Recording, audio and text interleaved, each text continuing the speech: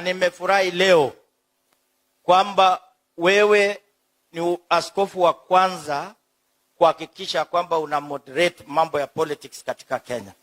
Askofu, nitakuomba tu kitu kimoja. Wale wa kabila pia wakifika kwa mkutano wako, usisinzie na hata usiwapatie nafasi, maana wao wanachochea wa Kenya kwa njia ambayo si mzuri. Huwezi kuwa kiongozi umestaafu unahubiri ukabila.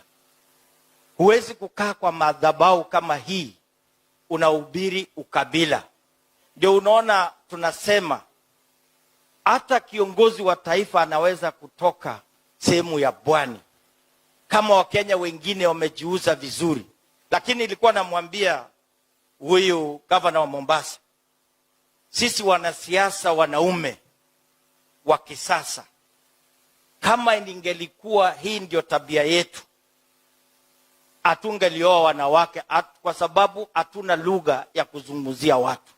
Wanawake hawangekuwa wanakuja katika maboma zetu, kwa sababu lugha ambaye tunaongea barazani, mazishi na mali kwengine ni lugha ambaye ni ya kuchochea wa Kenya.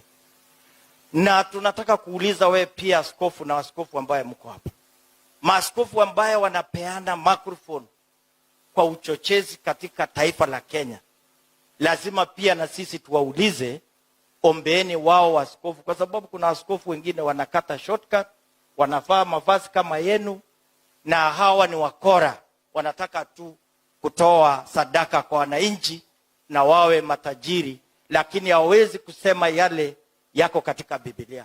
Kwa hivyo hakuna Mkikuyu mkabila, ni mmoja ambaye ana champion